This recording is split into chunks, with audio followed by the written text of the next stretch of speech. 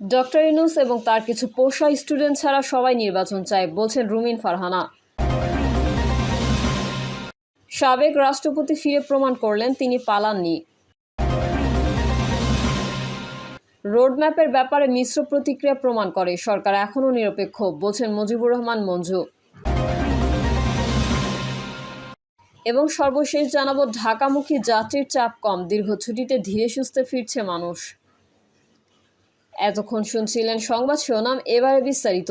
তবে তার আগে অনুরোধ থাকবে আমাদের চ্যানেলটি সাবস্ক্রাইব করে বেল আইকনটি ক্লিক করুন। ডক্টর ইউনূস এবং তার কিছু পোষা স্টুডেন্ট ছাড়া সবাই নির্বাচন চায়, বললেন রুমিন ফারহানা। বিএনপির আন্তর্জাতিক বিষয়ক সম্পাদক ও ফরেন অ্যাফেয়ার্স কমিটির সদস্য ব্যারিস্টার রুমিন ফারহানা বলেছেন, ডক্টর ইউনূস এবং তার কিছু পোষা স্টুডেন্ট ছাড়া সবাই নির্বাচন চায়, কারণ নির্বাচিত বা অতি খারাপ সরকারও অনির্বাচিত সরকারের চেয়ে বেটার হয়। সম্প্রতি একটি টক শোতে হাজির হয়ে এসব কথা বলেন রুমিন ফারহানা। রাজনীতিবিদদের হেয় প্রতিপন্ন করা হচ্ছে জানিয়ে বিএনপির এই নেত্রী বলেন, 1/11-এর সময় যেমন রাজনীতিবিদদের চরিত্র হরণ হচ্ছিল, আমি গত কয়েক মাস ধরে দেখতে পাচ্ছি এমন। যখন আমরা আন্দোলন করেছি তখন এরা ছাত্রলীগ হয়ে লুকিয়েছিল ভাই, এরা জায়গায় জায়গায় ছাত্রলীগ হয়ে লুকিয়েছিল। তখন নুরুল হক নুরু মার খেয়েছে, আমি সংসদে দাঁড়িয়ে প্রধানমন্ত্রীর সঙ্গে কথা বলেছি, সাকি ভাই তখন আন্দোলন করেছে, মার খেয়েছে, রাস্তায় পুলিশের সঙ্গে ধস্তাধস্তি হয়েছে। এসব দিন আমরা পার করেছি। তো এখন তারা আমাদের কথায় কথায় ভারতের দালাল, রয়ের এজেন্ট এসব বলে।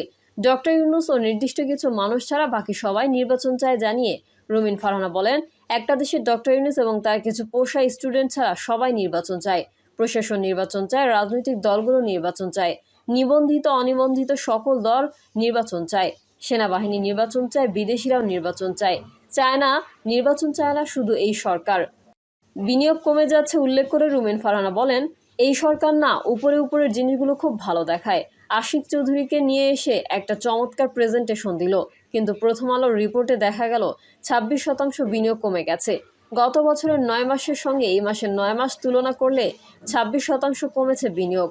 সবশেষ রুমিন ফারহানা বলেন, আমি শুধু একটা কথাই বলবো, নির্বাচিত অতি খারাপ সরকারও অনির্বাচিত সরকারের চেয়ে বেটার হয়। সাবেক রাষ্ট্রপতি ফিরে প্রমাণ করলেন তিনি পালাননি। সাবেক রাষ্ট্রপতি আব্দুল হামিদ ব্যাংককে চিকিৎসা নিয়ে দেশে ফিরেছেন।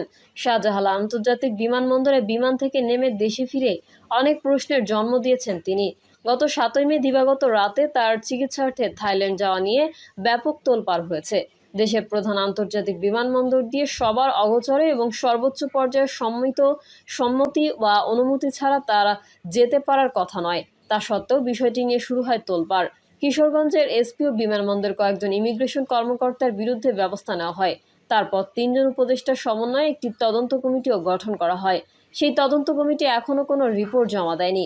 রোববার দেশে ফেরার পর সাবেক রাষ্ট্রপতি বিমানবন্দরে বা বাইরে কোনো বাধাও পাননি। স্বাভাবিক কারণেই প্রশ্ন ওঠে, শেখ হাসিনার সরকারের পতনের প্রায় 3 বছর আগে অবসরে যাওয়া সাবেক প্রেসিডেন্টের থাইল্যান্ড যাওয়া নিয়ে এত বিক্ষোভ প্রতিবাদ কেন? কি উদ্দেশ্যে এবং তারপর কয়েকজনের বিরুদ্ধে ব্যবস্থাই বা নেওয়া হয়েছিল কেন? নির্বিঘ্নে দেশ ছেড়ে একেবারে নির্বিঘ্নেই সাবেক রাষ্ট্রপতির দেশে ফেরার বিষয়ে পুলিশের আইজি বাহারুল আলম ডয়েচে ভেলেকে বলেন, তাকে গ্রেফতার করার কোনো যুক্তিসঙ্গত কারণ নাই। তাহলে কিভাবে গ্রেফতার করব? সবই ছিল সাজানো নাটক।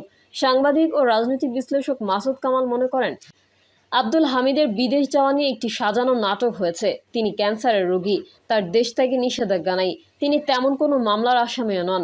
তার বিদেশে যাওয়া আসা সবই সরকারের সর্বোচ্চ মহল জানে। তিনি তো সাবেক রাষ্ট্রপতি হিসেবে পুলিশ প্রোটেকশন পান। সরকার চাইলেই তাকে যে কোনো সময় আটক করতে পারে। সাজানো নাটক মনে করার কারণ জানতে চাইলে তিনি বলেন, আসলে আওয়ামী লীগকে নিষিদ্ধ করার জন্য একটা অজুহাত দরকার ছিল। সেটা করার জন্য সরকারের কিছু অর্বাচীন একটা সাজানো নাটক করেছে, যার স্ক্রিপ্ট খুবই দুর্বল। তিনি ফিরে এসে প্রমাণ করলেন, তোমরা নাটক করেছো, আমরা নাটক করিনি। তোমরা এই নাটক করে বড় একটা মতলব হাসিল করেছো। আর এই যে কথিত অপরাধের কারণে পুলিশ ও ইমিগ্রেশনের কিছু কর্মকর্তাকে সাসপেন্ড করা হলো, তারা তো আসলে অপরাধী না। তাদের তো এখন ক্ষতিপূরণ দেওয়া উচিত, কারণ সরকারের সর্বোচ্চ কর্তৃপক্ষ তো সব কিছু জানে, বলেন তিনি। তার কথায়, তারা তো একটা নাটকবাজ কোম্পানি। এখন হাসনাত আবদুল্লাহ কথা বলেন না কেন? তবে এনসিপি যুগ্ম আহ্বায়ক সারোয়ার তুষার দাবি করেন, না, কেন নাটক করা হয়নি? আওয়ামী লীগ নিষিদ্ধের দাবি অনেক দিন ধরেই ছিল, শুধু একটা মোমেন্টের দরকার ছিল। ওনার ওই ঘটনার কারণে মোমেন্টামটা তৈরি হয়েছিল। আমরা কিন্তু আগে থেকেই আওয়ামী লীগ নিষিদ্ধের দাবিতে কর্মসূচি পালন করে আসছিলাম। ওই সময় নিষিদ্ধ না হলে আমরা আরো বড় কর্মসূচি দিতাম। তার কথায় তার নামে মামলা থাকার পরেও তিনি স্বাভাবিকভাবে ফেরত এলেন দেখে আমার মনে হচ্ছে ভেতরে কোনো নেগোসিয়েশন হচ্ছে কিনা। সরকারের তো নানা পক্ষ আছে, তারা একটি পক্ষ দেশের বিচারিক প্রক্রিয়া প্রশ্নবিদ্ধ করার পায়তারা করছে। শুনলাম আরও একজন দেশ ত্যাগ করেছেন। রোডম্যাপের ব্যাপারে মিশ্র প্রতিক্রিয়া প্রমাণ করে সরকার এখনও নিরপেক্ষ, বলছেন মুজিবুর রহমান মঞ্জু। আমার বাংলাদেশ পার্টির চেয়ারম্যান মুজিবুর রহমান মঞ্জু বলেছেন, এই সরকারের প্রধান সমালোচনা হলো রাজনৈতিক দল ও ছাত্রদের মধ্যে ঐক্য গড়তে ব্যর্থ হয়েছে। অন্যদিকে নির্বাচনের সময় ঘোষণায় মিশ্র প্রতিক্রিয়া প্রমাণ করে সরকার নিরপেক্ষ। মুজিবুর রহমান মঞ্জু বলেন, এতদিন আলোচনার বিষয়বস্তু ছিল নির্বাচন আদৌ হবে কিনা, কিংবা হলো সেটা ডিসেম্বরে না জুন। এখন সবার আলোচনা ডিসেম্বর না এপ্রিল। অর্থাৎ যারা এতদিন নির্বাচন হবে কিনা বা হবে না তা নিয়ে দোচানায় ছিল, এখন তাদের আলোচনা নির্দিষ্ট হয়েছে নির্বাচনকালীন সুবিধা অসুবিধা নিয়ে। এভাবে ধীরে ধীরে তর্ক বিতর্ক ও অবিশ্বাস কমে আসবে এবং গণতন্ত্র পুনঃপ্রতিষ্ঠা সহ নতুন বন্দোবস্তের রাজনীতির জন্য ঐকমত্য প্রতিষ্ঠিত হবে বলে তিনি আশাবাদ ব্যক্ত করেন। ঢাকামুখী যাত্রীর চাপ কম, দীর্ঘ ছুটিতে ধীরে সুস্থে ফিরছে মানুষ। গ্রামে থাকা প্রিয়জনের সঙ্গে ঈদুল আজহা উদযাপন শেষে রাজধানীতে ফিরতে শুরু করেছে মানুষ। তবে ঈদের দুদিন পরেও কর্মস্থলমুখী মানুষের চাপ খুবই কম। ঈদের পরে লম্বা ছুটি হয় গ্রামে ফেরা মানুষের রাজধানীতে কর্মস্থলে ফিরতে কিছুটা দেরি হচ্ছে। এখনও পুরোদমে আসা শুরু হয়নি। তবে গত 2 দিনের তুলনায় আজ ঢাকায় ফেরা যাত্রীর কিছুটা বেশি। আগামী বৃহস্পতিবার থেকে যাত্রীর চাপ বাড়বে বলে মনে করছেন সংশ্লিষ্টরা। মঙ্গলবার সকাল থেকে রাজধানীর অন্যতম প্রবেশপথ যাত্রাবাড়ি সায়দাবাদ এলাকা ঘুরে দেখা গেছে দূরপাল্লার গাড়ি খুব বেশি রাজধানীতে প্রবেশ করছে না। যেগুলো আসছে সেগুলো যাত্রীপূর্ণ নয়। পরিবহন সংশ্লিষ্টরা বলছেন, ঈদের পরে এবার লম্বা ছুটি।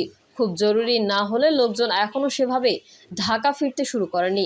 মূলত অফিস, কলকারখানা, শিল্প প্রতিষ্ঠান শুরু হবে আগামী সপ্তাহ থেকে। সেই হিসেবে বৃহস্পতি, শুক্র ও শনিবার ঢলের মতো রাজধানীতে ফিরবে মানুষ।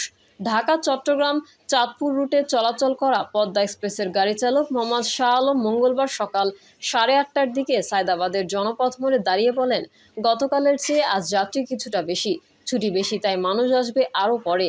আজ কিছুটা যাত্রী বেশি হলেও সব সিট ভরেনি। পথে আস্তে আস্তে কিছু যাত্রী পেয়েছি।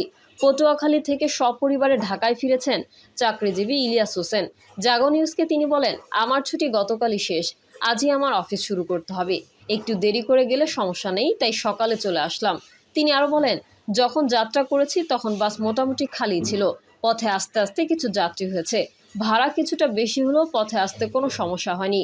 মঙ্গলবার সকালে সায়দাবাদের বাস টার্মিনালের আশেপাশের এলাকায় দেখা গেছে 2-1টি বাস আসলেই সিএনজি, অটোরিকশা, মোটরসাইকেল চালক, অটোরিকশা চালকরা যাত্রীরা আসায় বাসটি ঘিরে ধরছেন।